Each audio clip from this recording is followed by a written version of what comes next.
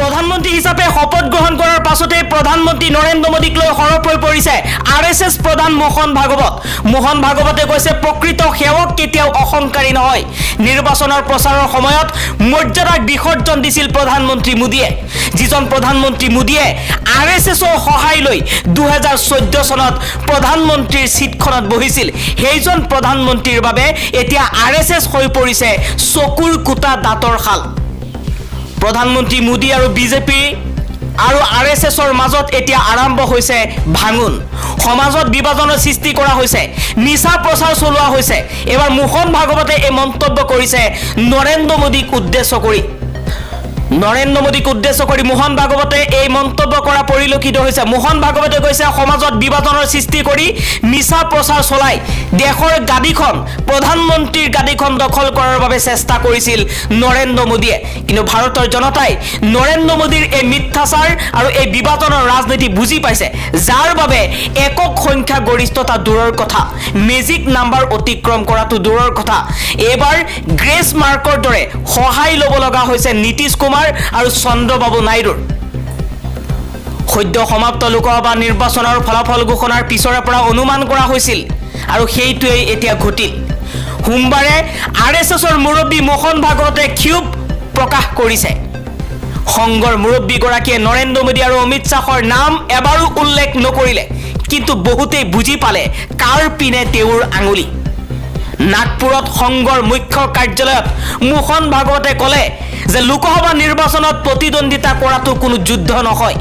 ভাগৱতৰ ভাষাত প্ৰচাৰত ইজনে সিজনৰ বিৰুদ্ধে যি ধৰণে সমালোচনা কৰিছে, সেইটোৱে সমাজত সংঘাতৰ পৰিস্থিতিৰ সৃষ্টি কৰিব পাৰে। তাৰ প্ৰতি কোনো লক্ষ্য ৰখা হোৱা নাছিল। আৰএছএছৰ সংগঠনকো বিনা কাৰণত টানি অনা হৈছিল। প্ৰযুক্তিৰ সহায় লৈ মিছা কথা প্ৰচাৰ কৰা হৈছিল। আধুনিক প্ৰযুক্তিৰ ব্যৱহাৰ কৰা হৈছে কেৱল মিছা প্ৰচাৰৰ বাবে। পৰৱৰ্তী খবৰ, 2026 চনৰ নিৰ্বাচনত মুখ্যমন্ত্ৰী পদৰ প্ৰাৰ্থী হ'ব পাৰে গৌৰৱ গগৈ। 2026 চনৰ বিধানসভা নিৰ্বাচনত সন্মুখৰ পৰা নেতৃত্ব দিয়াৰ ইচ্ছা থকা বুলি তাৎপৰ্যপূৰ্ণ মন্তব্য কৰিছে গৌৰৱ গগৈয়ে। 2026 চনত বিধানসভা নিৰ্বাচনত গৌৰৱ গগৈয়ে হ'ব কংগ্ৰেছৰ মুখ্যমন্ত্ৰীৰ প্ৰাৰ্থী। আন এটা খবৰ, আজি বিধায়ক পদ ত্যাগ কৰিলে ৰকিবুল হুছেইনে। সাংসদ হিচাপে জয়ী হোৱাৰ পাছতেই বিধানসভাৰ অধ্যক্ষক দাখিল কৰিলে পদত্যাগ পত্ৰ। দেৱব্ৰত শইকীয়াসহ কংগ্ৰেছৰ বহুতো নেতাই সংগ দিলে ৰকিবুল হুছেইনৰ। অসম এৰি এতিয়া সংসদলৈ যাত্ৰা কংগ্ৰেছ নেতা ৰকিবুল হুছেইনৰ। চামগুৰি বিধানসভা সমষ্টিৰ পৰা তেওঁ কেইবাবাৰো বিধায়ক হিচাপে নিৰ্বাচিত হৈছে আৰু অৱশেষত ধুবুৰী লোকসভা সমষ্টিৰ পৰা কংগ্ৰেছৰ প্ৰাৰ্থী হিচাপে সাংসদ হিচাপে নিৰ্বাচিত হোৱাৰ পাছতেই অসম এৰি এতিয়া গমন কৰিছে দিল্লীলৈ। আন এটা খবৰ, বিজেপিৰ আইটি সেলৰ ৰাষ্ট্ৰীয় আহ্বায়ক অমিত মালব্যৰ বিৰুদ্ধে যৌন নিৰ্যাতনৰ অভিযোগ। পশ্চিমবংগৰ পঞ্চতাৰকাযুক্ত হোটেল আৰু বিজেপি কাৰ্যালয়ত মহিলা নিৰ্যাতনৰ অভিযোগ উত্থাপন কৰা শান্তনু সিনহাৰ বিৰুদ্ধে মানহানিৰ গোচৰ অমিত মালব্যৰ। এক ডাঙৰ খবৰ জনাই আছো, এতিয়া বিজেপিৰ আইটি সেলৰ মুৰব্বীগৰাকীয়ে মহিলাৰ সৈতে যৌন নিৰ্যাতনৰ লগত জড়িত হৈছে। দেশখন কোনটো দিশত গতি কৰিছে? বিজেপিৰ আইটি সেলৰ ৰাষ্ট্ৰীয় আহ্বায়ক অমিত মালব্যৰ বিৰুদ্ধে যৌন নিৰ্যাতনৰ গুৰুতৰ অভিযোগ। পৰৱৰ্তী খবৰ, ছাত্ৰ ছাত্ৰীক অন্ধকাৰলৈ ঠেলি দি শিক্ষামন্ত্ৰী আছে শুই। এইবাৰ অসমৰ শিক্ষা খণ্ডক লৈ এক ডাঙৰ প্ৰশ্ন উত্থাপন হৈছে। অভ্যাসন মূল্যায়ন বহিৰ পৰা বঞ্চিত হৈছে অসমৰ 50 লক্ষাধিক শিক্ষাৰ্থী।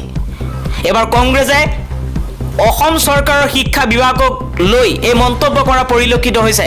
বিদ্যালয়ত শিক্ষক কৰ্মচাৰীৰ উপস্থিতিক লৈ সততে নীতি শিক্ষাৰ পাঠ দিয়া হিমন্ত বিশ্ব শৰ্মাৰ চৰকাৰখনৰ শিক্ষামন্ত্ৰী ডক্টৰ ৰণোজ পেগুলৈ এক মুকলি প্ৰশ্ন উত্থাপন কৰিছে কংগ্ৰেছে কৈছে, যিহেতু বিদ্যালয়সমূহত 18 জুনৰ পৰা প্ৰথম সাময়িক মূল্যায়ন, বৰ্তমানলৈ ছাত্ৰ ছাত্ৰীসকলক কি কাৰণত অভ্যাসন আৰু মূল্যায়ন বহীসমূহ যোগান ধৰিব পৰা নাই। প্ৰায় 50 লক্ষাধিক ছাত্ৰ ছাত্ৰীৰ শৈক্ষিক ভৱিষ্যতক লৈ আপোনালোকে এই ধৰণে হেতালি খেলা কাৰণটো কি বুলিও কংগ্ৰেছে প্ৰশ্ন কৰিছে অসমৰ শিক্ষা বিভাগৰ মন্ত্ৰী ৰণোজ পেগুলৈ। দেশৰ গুৰুত্বপূৰ্ণ বিভাগসমূহ নিজৰ হাততেই ৰাখিলে প্ৰধানমন্ত্ৰী মোদীয়ে। দপ্তৰ বিতৰণ হ'ল যদিও বিপদ আঁতৰা নাই মোদীৰ। লোকসভাৰ অধ্যক্ষৰ পদো বিজেপিয়ে নিজৰ হাততেই ৰাখিব নেকি? এক ডাঙৰ প্ৰশ্নৰ সৃষ্টি হৈছে। যি দুটা পাৰ্টিক লৈ, যি দুজন নেতা নীতিশ কুমাৰ আৰু চন্দ্ৰবাবু নাইডুক লৈ NDA চৰকাৰ গঠন কৰিলে, সেই দুইজন নেতাৰ যি আশা আকাংক্ষা আছিল সেয়া পূৰণ যেন কৰিব নোৱাৰিলে নৰেন্দ্ৰ মোদীয়ে। যিবোৰ দপ্তৰ বিচাৰিছিল সেই দপ্তৰো আশা কৰা মতে নীতিশ কুমাৰ আৰু চন্দ্ৰবাবু নাইডুৱে যে নাপালে। এতিয়া প্ৰশ্ন হৈছে কিমান দিনলৈ তিষ্ঠি থাকিব NDAৰ 2024 চনৰ এই চৰকাৰ? লোকসভাৰ অধ্যক্ষ কোন হ'ব সেয়াও এক প্ৰশ্নৰ বিষয়, কাৰণ প্ৰধানমন্ত্ৰী মোদীয়ে সকলোবোৰ গুৰুত্বপূৰ্ণ বিষয় তেওঁৰ লগতেই ৰাখিলে।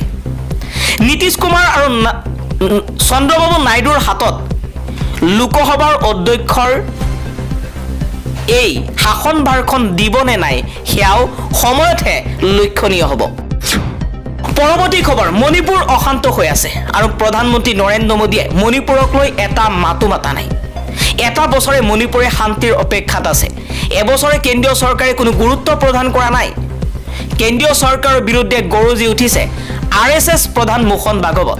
মোহন ভাগৱতে কৈছে মণিপুৰবাসীয়ে অপেক্ষা কৰি আছিল প্ৰধানমন্ত্ৰী মোদীৰ আৰু শান্তি বিচাৰিছিল, কিন্তু মণিপুৰক লৈ কোনো গুৰুত্বই নিদিলে প্ৰধানমন্ত্ৰী মোদীয়ে।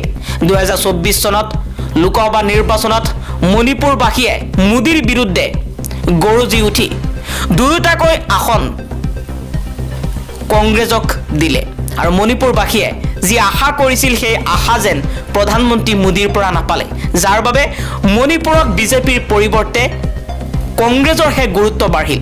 দুটাকৈ লোকসভাৰ আসন আগতে বিজেপিৰ দখলত আছিল, কিন্তু এতিয়া মণিপুৰৰ জনতাই প্ৰধানমন্ত্ৰী নৰেন্দ্ৰ মোদীৰ প্ৰতি থকা ক্ষোভৰ অৱসান ঘটাই দুয়োখন আসন কংগ্ৰেছৰ হাতত যেন অৰ্পণ কৰিলে।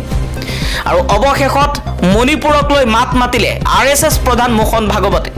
প্ৰধানমন্ত্ৰী মোদীয়ে বেটী বাচাও বেটী পঢ়াও বুলি কয়, কিন্তু মণিপুৰত বেটীক উলংঘ কৰি পেৰেড কৰা হয়। তাৰ পাছতো নৰেন্দ্ৰ মোদীয়ে কোনো গুৰুত্ব দিয়া নাই। সমগ্ৰ দেশে দেখিলে মণিপুৰৰ এই ঘটনা। মণিপুৰত নাৰী নিৰ্যাতন, নাৰীৰ ওপৰত অত্যাচাৰ আৰু উলংঘ কৰি যি অত্যাচাৰ কৰা হৈছিল সমগ্ৰ বিশ্বই দেখিলে। তাৰ পাছতো ভাৰতৰ এখন অংগ ৰাজ্য মণিপুৰক লৈ এষাৰো মাত নামাতিলে প্ৰধানমন্ত্ৰী মোদীয়ে। চৰকাৰ গঠনৰ 24 ঘণ্টাৰ ভিতৰতেই মণিপুৰক লৈ সৰব হৈ পৰিছে RSS প্ৰধান মোহন ভাগৱত।